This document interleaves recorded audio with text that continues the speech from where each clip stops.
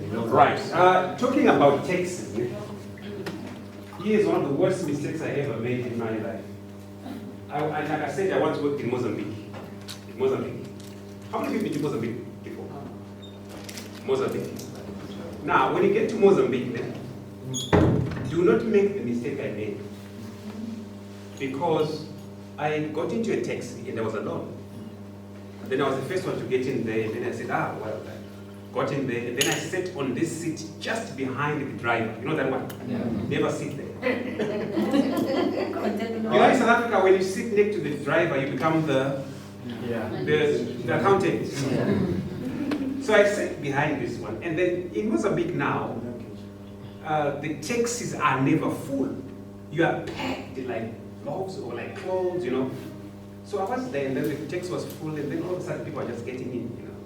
And then this lady now got in, there was nowhere to sit, and then she came and sat on my lap. I know. Oh. And to make matters worse, she was gifted. Wow, you know how it is. You know how it is. You're a guy. Now the problem is I can't speak the language. Now, while I was in the process of thinking what to say to her, the guy next to me, another woman came, and then also she sat on his lap. So it's common practice. Oh, okay. They come and sit here on your lap. They don't talk to you. It's common practice. Nobody's shocked. It's a norm. Biggest mistake ever. Mozambique was beautiful. It was beautiful, beautiful country. Food was nice. But what I didn't like also there's a lot of witchcraft in Mozambique. Never think this witchcraft is happening in the village. No, it's happening in offices. Yeah, I remember one day, one of my colleagues because working for an international NGO, you tend to travel a lot. So one of my colleagues was given a trip by the boss to go to USA. And everybody became jealous. Right? So the day he was supposed to travel, a day before, he came to work and his neck was like this. It was stiff. You couldn't move it.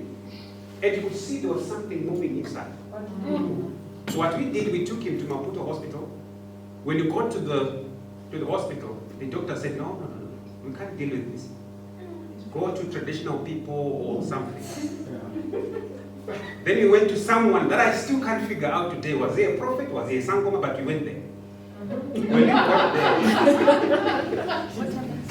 When we got there now, this guy did not take 2 minutes to diagnose the problem. He knew straight away. And he said, in your office, there is someone who comes from Tete province. It was like saying, Tete province is the northern province of Maputo. It's like someone saying there's someone who comes from Limpopo. This is the guy who did this to you. You know?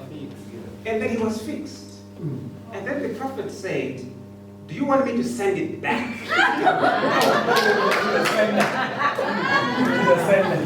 Back to the sender. And I remember this guy said, no, don't worry, just fix me, I want to travel tomorrow. Because he can't get into a plane like this. So he traveled.